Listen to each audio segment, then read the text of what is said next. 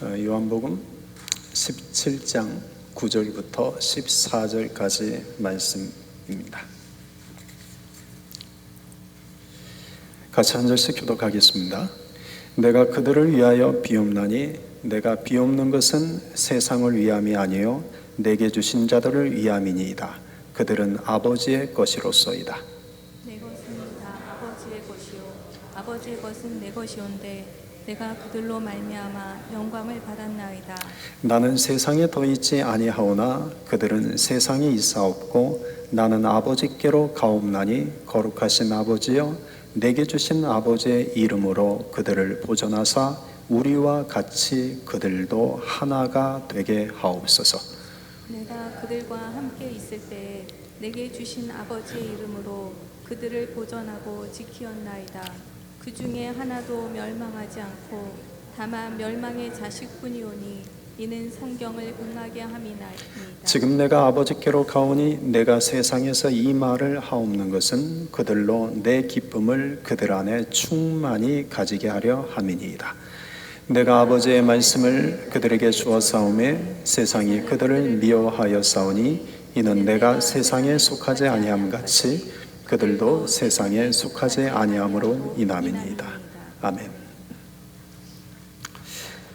예수님은 생애 마지막 시간에 하나님 아버지께 기도하고 계십니다. 예수님의 기도 첫 번째 내용은 아버지, 아들을 영화롭게 하사 아들로 아버지를 영화롭게 하게 하옵소서입니다. 우리가 지난주에는 이 기도에 대해서 살펴보았습니다. 아들을 영화롭게 하소서. 이 기도는 십자가의 고난과 죽음을 통해서 온전히 아버지의 뜻이 이루어지게 하옵소서라는 의미를 담고 있습니다. 우리가 어떤 인간적인 성공과 인간적인 번영을 할 때 우리가 영화롭게 되는 것이 아닙니다. 우리의 삶 속에 아버지의 뜻이 이루어질 때 우리가 영화롭게 되는 것입니다. 아들로 아버지를 영화롭게 하게 하옵소서라는 이 기도의 내용은 아들에게 맡기신 사람들의 영혼을 살리는 사명을 온전히 이루게 해달라는 기도였습니다. 우리는 모두 하나님을 영화롭게 할 때 행복한 자들입니다. 하나님을 영화롭게 한다는 것은 단지 맡겨진 일을 잘하는 것이 아닙니다. 우리에게는 맡겨진 사람들이 있고 그 사람들을 살리는 소명, 사명이 있습니다. 그 맡겨주신 자들의 영혼을 살리는 사명을 잘 감당하는 것이 곧 아버지를 영화롭게 하는 것입니다. 그러므로 우리도 예수님처럼 이렇게 기도해야 합니다. 아버지, 우리를 영화롭게 하사 우리로 아버지를 영화롭게 하게 하옵소서. 9절부터는 이제 예수님께서 아버지께서 맡기신 영혼들을 위해서 기도하시는 내용입니다. 자, 9절을 우리 같이 읽겠습니다. 내가 그들을 위하여 비옵나니 내가 비옵는 것은 세상을 위함이 아니요 내게 주신 자들을 위함이니이다. 그들은 아버지의 것이로소이다. 예수님은 지금 세상을 위해서 기도하지 않습니다. 아버지께서 맡기신 영혼들, 다시 말하면 제자들을 위해서 기도하십니다. 예수님께서 그 제자들을 위해서 어떤 기도를 하시는지 11절 하반절에 우리 같이 봅시다. 거룩하신 아버지여 내게 주신 아버지의 이름으로 그들을 보존하사 우리와 같이 그들도 하나가 되게 하옵소서. 예수님께서 생애 마지막에 제자들의 하나됨을 위해서 기도하신 겁니다. 여러분, 예수님이 이제 마지막, 이제 곧 있으면 십자가를 지시고 제자들과 이별하게 됩니다. 그런데 그 마지막 순간에 제자들을 위해서 기도하시고 싶은 내용이 얼마나 많았겠습니까? 그런데 예수님은 그 제자들을 위해서 이렇게 기도하십니다. 그들이 우리처럼 하나가 되게 하옵소서. 예수님께서 제자들의 하나됨을 위해서 마지막으로 기도하신 이유는 그만큼 제자들의 하나됨이 중요한 일이요, 뒤집어 생각하면 그만큼 제자들이 하나 되지 않았기 때문입니다. 예수님의 오늘 이 기도는 단지 2000년 전 예수님을 따르던 제자들만을 위한 기도는 아닙니다. 본문 20절에 보면 예수님께서 이렇게 말씀하십니다. 내가 비옵는 것은 이 사람들만 위함이 아니요 또 그들의 말로 말미암아 나를 믿는 사람들도 위함이니. 그러니까 지금 하나됨을 위한 예수님의 이 기도는 2000년 전 제자들뿐만 아니라 오늘 우리를 위한 기도입니다. 예수님은 제자들의 하나됨을 위해서 또한 오늘 우리의 하나됨을 위해서 십자가를 지시기 전에 간절하게 기도하신 겁니다. 우리는 하나됨을 이루는 것이 참 어려운 자들입니다. 세상을 보십시오. 세상은 결코 역사 이래 단 한 번도 하나 된 적이 없습니다.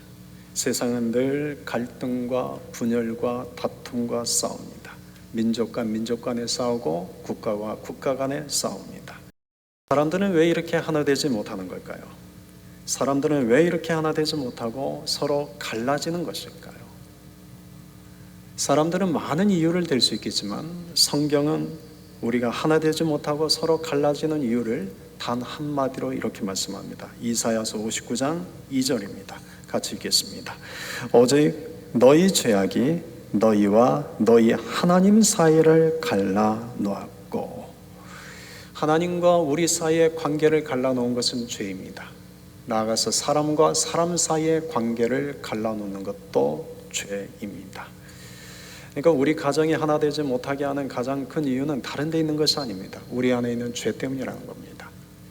교회가 하나 되지 못하는 이유는 다른 이유가 아니라는 것입니다. 우리 안에 있는 죄 때문이라는 것입니다. 그렇다면 이 죄란 무엇입니까? 이 죄가 무엇인지는 요한복음 16장 9절에서 살펴본 것처럼 죄의 본질은 예수님을 믿지 않는 것입니다. 죄에 대하여라 함은 그들이 나를 믿지 아니하며. 죄는 본질적으로 내 마음에 예수님을 두지 않는 것입니다. 죄는 본질적으로 내 마음에 예수님이 아닌 나의 이기적이고 나의 탐욕스럽고 나밖에 모르는 나 자신을 두는 것입니다. 그러니까 내 마음에 예수님이 없는 것이 곧 죄의 시작입니다. 우리는 예수님을 믿는다고 말합니다. 그렇지만 우리는 마음에 예수님 두기를 싫어합니다. 우리는 입으로는 예수님을 믿는다고 말하지만 우리의 마음에는 예수님이 안 계십니다. 언제나 이기적인, 탐욕적인, 자기밖에 모르는 나만 있습니다. 그래서 우리는 입으로는 예수님 믿는다고 말하지만 언제나 삶 속에서는 예수님을 상실한 마음으로 살아갑니다. 로마서 1장 28절에서 이런 우리의 본질적인 부분을 이렇게 말씀하십니다. 또한 그들이 마음에 하나님 두기를 싫어하며 하나님께서 그들을 그 상실한 마음대로 내버려 두사 합당하지 못한 일을 하게 하셨으니. 우리는 예수님을 상실한 마음으로 살아갑니다. 머릿속에는 예수님이 있지만 내 마음에는 예수님이 없습니다. 그 결과 우리는 합당하지 못한 일을 하며 삽니다. 그 합당하지 못한 일들이 로마서 1장 29절부터 31절까지 기록된 내용들입니다. 곧 모든 불의, 추악, 탐욕, 악의가 가득한 자요, 시기, 살인, 분쟁, 사기, 악독이 가득한 자요, 수근수근하는 자요, 비방하는 자요, 하나님께서 미워하시는 자요, 능욕하는 자요, 교만한 자요, 자랑하는 자요, 악을 도모하는 자요, 부모를 거역하는 자요, 우매한 자요, 배약하는 자요, 무정한 자요, 무자비한 자라. 여러분, 우리는 지식은 있습니다. 성경 지식, 신학 지식, 세상 지식 등이 있습니다. 그러나 우리는 지혜는 없습니다. 지혜의 근원은 예수님입니다. 지식은 머리에 담아두는 것이지만 지혜는 마음에 담아두는 것입니다. 우리는 머리에 참 많은 지식을 쌓고 살아갑니다. 예수님에 대한 지식, 하나님에 대한 지식, 성경 지식, 신학 지식, 상담 지식, 돈을 벌고 재테크하는 경제 지식, 정치 지식, 인간사와 세상에 대한 수많은 지식들을 우리는 머리에 쌓고 살아갑니다. 그러나 우리 마음에는 예수님이 없습니다. 우리는 참 지혜이신 예수님을 상실한 마음으로 살아갑니다. 그래서 합당하지 못한 죄악들을 행합니다. 서로 미워하고 서로 수군대고 서로 비방하고 서로 교만하고 서로 다투고 서로 갈라지는 것입니다. 우리가 하나 되지 못하는 것입니다. 사람은 지식 때문에 싸우지 지혜 때문에 싸우지 않습니다. 사람이 갈라지는 것은 언제나 지식 때문이지 지혜 때문에 갈라지는 것이 아닙니다. 지식은 오히려 사람으로 하여금 갈라지게 하고 다투고 싸우게 만들지만 지혜는 싸움을 막아줍니다. 그래서 우리에게 필요한 것은 지식보다도 지혜입니다. 성경 지식이나 신학 지식이 많은 자가 믿음이 좋은 자가 아닙니다. 마음에 예수님을 모시고 사는 자가 믿음이 좋은 자입니다. 성경 지식이나 신학 지식, 은사나 성령 체험이 많은 교회가 좋은 교회가 아닙니다. 예수님을 중심에 두고 예수님을 믿고 예수님을 따르는 교회가 좋은 교회입니다. 예수님의 제자들은 3년 동안 예수님을 가까이서 따라다녔습니다. 가장 가까운 자리에서 예수님이 행하시는 수많은 기적과 능력을 보았습니다. 예수님이 가르쳐 주신 그 주옥 같은 말씀을 3년 동안 옆에서 들었습니다. 또한 예수님이 은사를 주셔서 귀신들도 쫓아내고 병자들을 고치는 그런 영적인 경험도 했습니다. 그런데도 그들은 하나 되지 못했습니다. 예수님께서 십자가를 지시러 예루살렘에 올라갈 때 그들은 서로 높은 자리에 앉겠다고 싸우기 바빴습니다. 여러분, 이런 제자들 오늘 우리라고 해서 결코 다르지 않습니다. 여러분, 그런 모습을 보시고 가장 마음 아파하실 분은 예수님이십니다. 그래서 생의 마지막 순간에 예수님을 따르는 그 제자들을 위해서, 그리고 오늘 우리를 위해서 아버지, 그들도 하나가 되게 하옵소서라고 기도하신 겁니다. 여러분, 모든 기도에는 응답이 있습니다. 기도하지 않기 때문에 응답이 없는 것이지 기도에는 다 응답이 있습니다. 그렇다면 예수님께서 아버지 우리와 같이 그들도 하나가 되게 하옵소서라는 이 예수님의 기도는 응답되었을까요? 응답되지 않았을까요? 여러분, 예수님의 이 기도는 응답되었을까요? 응답되지 않았을까요? 응답되었을까요? 아니면 응답되지 않았을까요? 에베소서 2장 14절에서 말씀합니다. 우리 같이 읽겠습니다. 그는 우리의 화평이신지라 둘로 하나를 만드사 원수된 것 곧 중간에 막힌 담을 자기 육체로 하시고. 예수님께서 십자가를 지심으로 하나됨을 이루셨습니다. 둘로 갈라져 있는 것을 하나로 만드셨습니다. 예수님께서 십자가를 지심으로 하나님과 사람 사이에 가로막혀 있던 담을 하셨고 사람과 사람 사이에 막혀 있던 담을 하셨습니다. 그래서 둘을 하나가 되게 하셨습니다. 그래서 십자가는 죄로 인해 갈라진 하나님과 인간 사이를 회복하고 하나 되게 합니다. 십자가는 서로 미워하며 담을 쌓고 살아가는 사람과 사람 사이를 다시 하나 되게 합니다. 십자가는 단순한 장식이나 상징이 아닙니다. 여러분, 십자가는 우리를 하나 되게 하는 능력입니다. 여러분은 우리의 힘으로는 결코 하나 될 수 없습니다.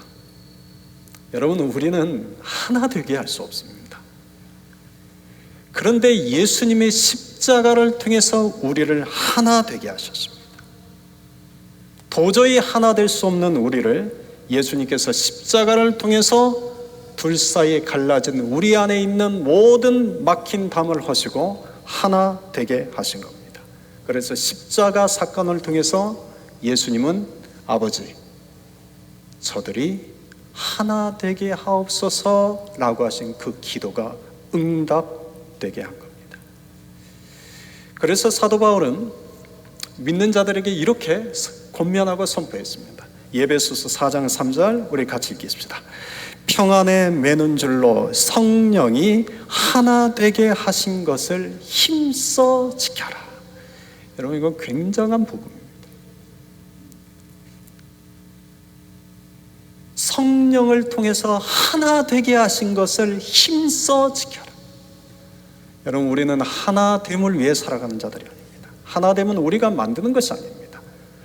예수를 믿는 자들 안에서 성령께서 하나 되게 하신 것을 힘써 지키는 것입니다. 교회는 성령이 하나 되게 하신 공동체입니다.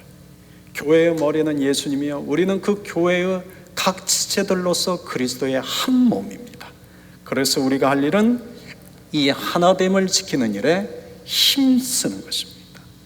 힘써 지키라는 것은 힘써 노력하라는 뜻입니다. 노력하지 않으면 결코 이 하나됨을 지킬 수 없습니다. 여러분, 그렇다면 우리가 어떻게 이 하나됨을 지킬 수 있습니까? 우리가 이 하나됨을 지키기 위해서 어떤 노력을 해야 될까요? 에베소서 4장 2절 3절 말씀으로 다시 돌아가서 한번 봅시다. 에베소서 4장 2절과 3절입니다. 같이 읽읍시다. 모든 겸손과 온유로 하고 오래 참음으로 사랑 가운데서 서로 용납하고 평안에 매는 줄로 성령이 하나 되게 하신 것을 힘써 지켜라. 성령이 하나 되게 하신 것을 여러분 힘써 지키기 위해서 세 가지를 말씀합니다. 첫째, 서로 겸손하라는 것입니다. 여러분, 겸손은 무엇입니까? 겸손은 남을 나보다 낮게 여기는 것입니다. 이것을 이렇게 이해하시면 됩니다. 겸손은 다른 사람을 나보다 더 가치 있는 존재로 생각하는 것입니다. 사람들은 고학력자들을 존중하죠. 그리고 저학력자들에 대해서는 무시하는 경향이 있습니다. 그런데 여러분, 역사를 보면 저학력자들에 의해서 나라가 망한 적은 단 한 번도 없습니다. 언제나 나라가 망한 것은 고학력자들에 의해서 망했습니다. 저학력자들에 의해서 나라가 분열되지 않습니다. 언제나 고학력자들에 의해서 나라가 분열됩니다. 교회도 마찬가지입니다. 교회는 소위 신학 지식, 성경 지식이 많은 자들을 통해서 교회가 분열됐습니다. 여기에 대표적인 사람들이 저와 같은 목회자들입니다. 나와 다른 신학, 나와 다른 학문 인정하지 못합니다. 그래서 십자가에서 하나 되게 하신 것을 쉽게 깨뜨립니다. 서로 분열하고 서로 갈라지게 합니다. 그래서 자신들이 그렇게 한다는 것을 깨닫지 못합니다. 빌립보서 2장 3절에서 이렇게 말씀합니다. 아무 일에든지 다툼이나 허용으로 하지 말고 오직 겸손한 마음으로 각각 자기보다 남을 낮게 여겨라. 여러분, 남을 나보다 더 가치 있는 존재로 여기는 마음이 겸손입니다. 근데 반대로 남을 나보다 더 가치 없는 존재로 생각하고 내가 더 가치 있는 존재로 생각하는 것이 교만입니다. 그런데 물론 팩트를 놓고 보면 내가 남보다 더 나을 수 있습니다. 내가 남보다 더 공부도 잘할 수 있고, 남보다 더 머리가 똑똑할 수 있고, 내가 남보다 더 배운 것이 많을 수도 있고, 남보다 더 이해력과 학습 능력이 뛰어날 수도 있습니다. 남보다 더 내가 믿음도 좋고, 내가 남보다 더 신학 지식, 신앙 지식이 많을 수도 있습니다. 그럴지라도 남을 나보다 더 가치 있는 존재로 여기는 것이 겸손입니다. 18세기 영국의 대각성 운동을 일으켰던 두 목사님이 계십니다. 존 웨슬리 목사님과 조지 휘필드 목사님입니다. 근데 이 두 분은 신학적으로 완전 정반대였습니다. 존 웨슬리 목사님이 추구했던 신학은 인간의 자유의지와 선택을 강조하는 알미니안주의를 지지했습니다. 반면 조지 휘필드는 그 정반대편에 있는 칼 뱅의 예종론을 지지했습니다. 이 둘은 신학적 견해가 완전 반대입니다. 그런데 이 두 사람이 서로 협력하여 18세기 영국의 대각성 운동을 일으켰습니다. 어느 날 웨슬리를 따르는 사람들이 휘필드 목사를 폄하하면서 웨슬리에게 이런 질문을 했습니다. 목사님께서는 천국에서 휘필드 목사님을 만날 수 있을 것이라고 생각하십니까? 웨슬리 목사님이 대답합니다. 아마 만나지 못할 거요. 그러자 그 질문을 던진 사람이 말합니다. 저도 그렇게 생각합니다. 히필드의 신학이 잘못되었기 때문에 당연히 천국에서 그 히필드 목사는 만날 수 없겠지요. 그래서 그들은 웨슬리 목사는 천국에 가도 신학적 견해가 완전 정반대인 휘필드 목사는 천국에 가지 못할 것으로 생각했던 거죠. 그런데 웨슬리 목사가 이렇게 대답합니다. 아닙니다. 내가 한 말은 그런 뜻이 아닙니다. 휘필드 목사님은 하나님께서 너무나 귀하게 여긴 종이라서 하나님 보좌 가장 가까운 데 두시기 때문에 저는 천국에 가도 그 휘필드 목사님을 가까이 가서 보지 못할 것지 모릅니다. 여러분, 이것이 겸손입니다. 웨슬리 목사와 휘필드 목사 두 분은 서로 다른 신학적 견해를 가졌지만 겸손한 마음이 있었습니다. 상대를 나보다 더 가치 있는 존재로 여기는 마음이 있었습니다. 그래서 서로 합력하여 영국의 대각성 운동을 일으켰습니다. 나와 견해가 다를 수 있습니다. 나와 신학적 지식이 다르기 때문에 나는 옳고 남은 틀린 것이 아닙니다. 오히려 나와 다르기 때문에 합력하여 선을 이룰 수 있는 것입니다. 나와 다른 사람을 나보다 더 가치 있는 존재로 여기는 마음, 여러분, 이것이 겸손입니다.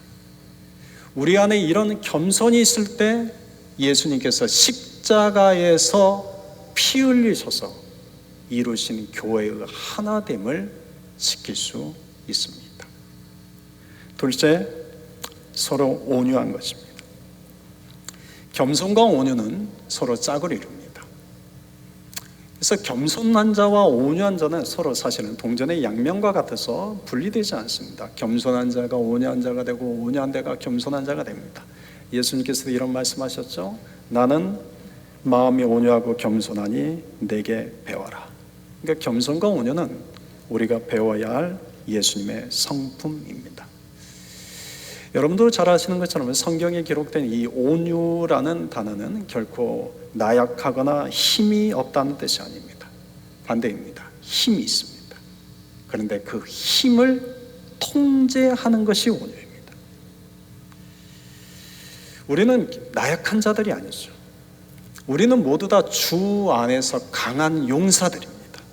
그래서 어둠의 권세에 대해서는 단호하게 맞서 싸우는 자들이요, 교회를 공격하는 거짓 진리에 대해서는 단호하게 막아서 싸워야 되는 자들입니다. 우리는 주님의 용사들입니다. 그러나 주님의 몸된 교회의 지체들에 대해서는 서로 온유해야 합니다. 내 마음을 통제하는 것입니다. 여러분, 사람이 자기 마음을 통제할 때 온유하게 됩니다. 근데 사람이 이 마음을 통제하지 못하는 것 대표적인 감정이 분노입니다. 사람은 분노할 수 있습니다. 그런데 내 마음에서 일어나는 그 분노를 통제하는 마음이, 그 분노를 통제할 수 있는 자가 온유한 자입니다. 우리가 그 분노를 통제하지 못할 때 일어나는 두 가지 일들이 있습니다. 첫째는 야고보서 1장 20절입니다. 같이 읽겠습니다. 사람이 썩내는 것이 하나님의 의를 이루지 못함이라. 여러분, 분노는 하나님의 뜻을 이루지 못하게 합니다. 여러분은 그렇지 않지만 어떤 분들은 분노의 마음으로 예배를 드립니다. 어떤 분들은 분노의 마음으로 기도를 합니다. 어떤 분들은 분노의 마음으로 사역을 합니다. 어떤 분들은 분노의 마음으로 사람을 권면합니다. 그런데 그들은 한결같이 이렇게 말합니다. 나 화 안 났어. 내가 화나서 그런 게 아니야. 여러분, 분노는 결코 하나님의 의를 이룰 수 없습니다. 그러니 분노의 마음으로는 기도하지 마십시오. 분노의 마음으로 권면하지 마십시오. 분노의 마음으로 예배하지 마십시오.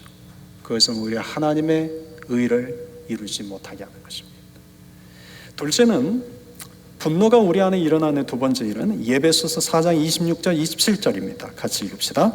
분을 내어도 죄를 짓지 말며 해가 지도록 분을 품지 말고 마귀에게 틈을 주지 마라. 사람이 화가 나는 이유는 다양합니다. 그러나 그 화를 통제할 줄 아는 힘이 온유입니다. 그런데 그 화를 통제하지 못하면 하나님의 의를 이룰 수 없고 나아가 마귀에게 틈을 줍니다. 그래서 하나됨을 깨뜨리는 것입니다. 여러분, 마귀의 속성은 서로 갈라지게 합니다. 분열시킵니다. 그러나 성령의 속성은 서로 하나 되게 합니다. 분노의 마음에는 언제나 마귀가 일합니다. 그러나 온유한 마음에는 성령이 일하십니다. 그러니까 사람들은 언제나 옳고 그른 것을 더 중요하게 여기지만 옳고 그른 것 그 이면에 이것이 옳습니다, 이것이 틀립니다 라고 말하기 전에 내 마음을 먼저 살펴야 됩니다. 내 마음이 지금 분노의 마음인지 내 마음이 온유의 마음인지를 살피셔야 됩니다.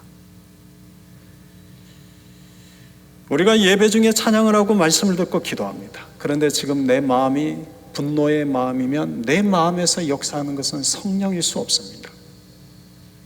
마귀일 수 있습니다. 분노의 마음, 미움의 마음을 통제할 줄 아는 힘을 가진 자가 온유한 자입니다. 우리가 겸손은 기분이 좋으면 할 수 있습니다. 우리가 기분이 좋으면 겸손하죠. 저 사람이 나보다 더 가치 있는 존재지. 그러다가 화가 나면 어떻게 됐습니까? 별것도 아닌 같이 나보다 뭣도 모르면서 내 본성이 드러나는 거 아닙니까? 그래서 겸손과 온유는 같이 가는 겁니다. 여러분, 겸손하고 내 마음에 있는 분노를 통제할 수 있는 온유한 자가 되어야 됩니다. 그럴 때 주님께서 하나 되게 하신 하나됨을 지킬 수 있습니다. 마지막 세 번째는 서로 용납하는 것입니다. 골로새서 3장 13절 말씀 우리 같이 읽읍시다. 누가 누구에게 불만이 있거든 서로 용납하여 피차 용서하되 주께서 너희를 용서하신 것 같이 너희도 그리하고. 여러분, 사람은 불만이 있습니까 없습니까? 여러분은 불만이 생기십니까 안 생기십니까? 우리의 삶에서는 늘 불만이 생깁니다. 여러분, 불만이라는 단어는 내 마음에 들지 않아서 못마땅한 상태입니다. 그러니까 내 마음에 들지 않으면, 못마땅하면 이게 불만입니다. 여러분, 내 마음을 100% 만족시키는 사람이 있습니까 없습니까? 부부도, 부모도, 자식도, 형제도, 친구도 내 마음을 100% 만족시키지 못합니다. 여러분, 교회도 마찬가지입니다. 여러분, 내 마음을 100% 만족시키는 교회는 이 세상 어디에도 없습니다. 누구를 만나든 어느 교회를 가든 시간이 지나면, 처음에는 좋습니다. 처음에는 좋을 수 있습니다.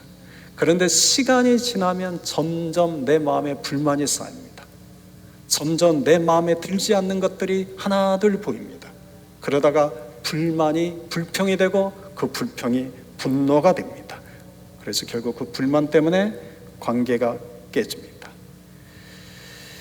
그래서 성경은 우리에게 이렇게 말씀합니다. 누가 누구에게 불만이 있거든 서로 용납하여 피차 용서하되 주께서 너희를 용서하신 것 같이 너희도 그리하라. 여러분, 누군가에게 불만이 있을 때 서로 용납해야 합니다. 예수님은 우리를 용납하시고 용서하신 것처럼 우리도 그렇게 해야 합니다. 여러분, 예수님은 우리에 대해서 불만이 있으실까요 없으실까요? 예수님은 우리에 대해서 불만이 있으실까요 없으실까요? 가끔 나는 예수님에 대해서 좀 불만이 있어 라고 말씀하시는 분 계시던데, 여러분, 예수님은 우리에 대해서 불만이 있으실까요 없으실까요? 예수님은 우리에 대해서 불만이 없으십니다. 그 이유가 뭔지 아십니까? 우리가 예수님에게 100% 만족할 만한 삶을 살아서가 아닙니다.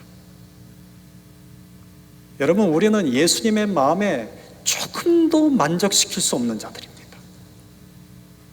우리의 말하는 거 보십시오. 우리의 생각을 보십시오. 남이 몰라서 그렇지 내 마음속에 일어나는 얼마나 더러운 생각들이 많습니까? 남이 모르는 데서 내가 은밀하게 짓는 죄들이 얼마나 많습니까? 주님이 우리에게 수없이 많은 은혜를 주셨는데 우리는 그 은혜와 상관없이 살 때가 얼마나 많습니까? 우리는 주님을 조금도 만족시킬 수 없는 자들입니다. 그런데도 주님 우리에게 불만이 없으십니다. 그 이유는 하나입니다. 우리를 용납하시기 때문에. 우리를 용납하시고 또 용서하시기 때문입니다. 여러분, 누군가에 대해서 불만이 생길 때 용납할 줄 알아야 합니다. 더 나아가 용서할 줄 알아야 합니다. 불만은 서로 용납하고 죄는 서로 용서해야 합니다. 그래서 주님이 십자가에서 흘리신 피로 하나 되게 하신 우리의 하나됨을 지킬 수 있습니다. 여러분, 불만의 반대말은 뭐죠? 불만의 반대말은 만족이라고 할 수 있지만 저는 감사라고 생각합니다. 사람이 감사를 잃어버릴 때 사람은 불만하며 불평합니다. 이스라엘 백성들이 그랬죠. 광야에서 수없이 많은 하나님의 은혜를 경험하며 살면서도 날마다 매출하게 만나를 먹고 반석에서 흘러나는 물을 마시면서도 날마다 하나님의 여호와의 구름과 여호와의 불이 그들을 인도하시고 지켜주셨음에도 불구하고 그들은 늘 불만이었습니다. 여러분, 이런 이스라엘 백성들의 모습이 오늘 우리들입니다. 우리들은 늘 불만합니다. 아예 불만이 습관이 됐습니다. 입만 열면 불만, 입만 열면 불만, 사람들에게 말하는 것도 늘 불만밖에 없습니다. 예수님이 나중에 우리를 보면 서운해하실지 모릅니다. 야, 그렇게 불만스럽냐? 내가 너를 그렇게 불만족스럽게 했냐? 이렇게 물으실지 모르겠습니다. 데살로니가서 5장 18절에서 주님이 이렇게 말씀합니다. 범사에 감사하라. 이것이 그리스도 예수 안에서 너희를 향하신 하나님의 뜻이다. 여러분, 어떤 상황 속에서도, 모든 상황 속에서도 감사하라는 것입니다. 불만의 반대는 감사입니다. 또 디모데전서 4장 4절에서는 이같이 말씀합니다. 하나님께서 지으신 모든 것이 선함에 감사함으로 받으면 버릴 것이 없나니. 여러분, 하나님께서 지으신 모든 것이 선하십니다. 여러분, 이걸 믿으시겠습니까? 하나님이 지으시는 모든 것은 선합니다. 하나님은 지금 또 우리 인생을 지어가십니다. 하나님은 오늘도 우리의 가정을 지어가십니다. 하나님은 오늘도 우리 공동체를 지어가십니다. 하나님은 지어가시는 모든 것은 선합니다. 그런데 거기에는 좋은 일만 있지 않습니다. 힘든 일도 있고 괴로운 일도 있고 고통스러운 일도 있고 고난도 있고 역경도 있습니다. 그런데 그게 무엇이든 내 인생을 지어가고 내 가정을 지어가고 우리 공동체를 지어가는 모든 것은 선하십니다. 저는 이걸 믿습니다. 그러기에 감사함으로 받으면 버릴 것이 없습니다. 불만은 누구나 생길 수 있습니다. 그러나 그 불만을 용납하지 못하면 불평이 되고 분노가 됩니다. 결국 하나됨을 깨뜨립니다. 반면 그 불만을 용납하고 감사함으로 받으면 하나님의 뜻을 이루게 됩니다. 나아가 예수님이 하나 되게 하신 교회의 하나됨을 지키게 됩니다. 오늘 말씀을 마무리하겠습니다. 여러분, 예수님은 생애 마지막 순간에 제자들을 위해서 또한 오늘 우리를 위해서 이같이 기도하셨습니다. 아버지여, 우리와 같이 그들도 하나가 되게 하옵소서. 이 기도는 예수님의 십자가의 달리심으로 성취되었습니다. 이 기도는 응답되었습니다. 그래서 예수님을 믿는 자들 안에 성령께서 하나됨을 이루셨습니다. 우리는 모두 예수를 머리로 하고 그분의 지체들로서 그리스도의 한 몸이 되었습니다. 그러므로 우리가 힘써야 될 것은 하나됨을 위해서가 아니라 하나됨을 힘써 지키는 것입니다. 평안의 맨눈질로 성령이 하나 되게 하신 것을 힘써 지켜라. 이를 위해서 오늘 우리는 세 가지를 이야기했습니다.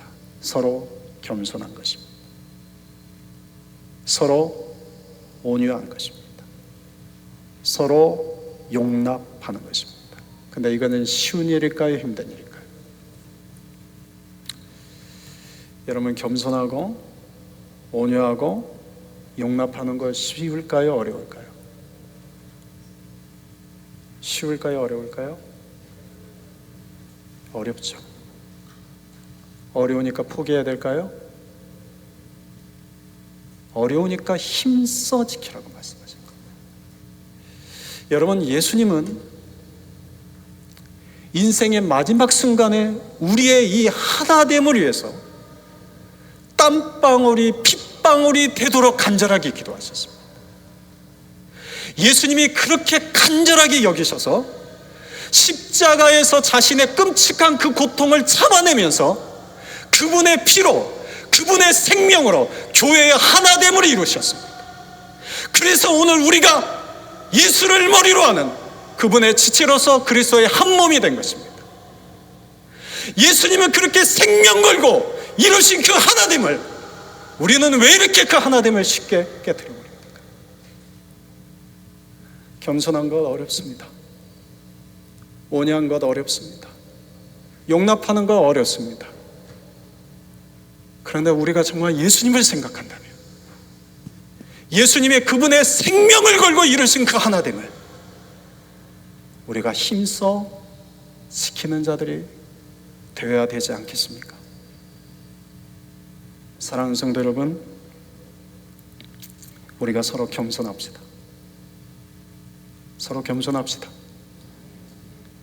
남을 나보다 더 가치 있는 존재로 여기십시다.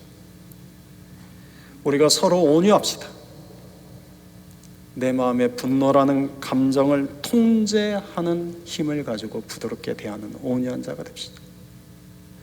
우리가 서로 용납합시다. 내 마음의 불만을 예수님처럼 용납하고 감사하는 자가 됩시다. 여러분, 예수님은 마지막 순간에 이렇게 기도하셨어요. 아버지, 우리가 하나인 것처럼, 우리처럼 그들도 하나가 되게 하옵소서. 이제 우리는 이렇게 기도해야 됩니다. 아버지, 우리가 하나됨을 힘써 지키게 하옵소서.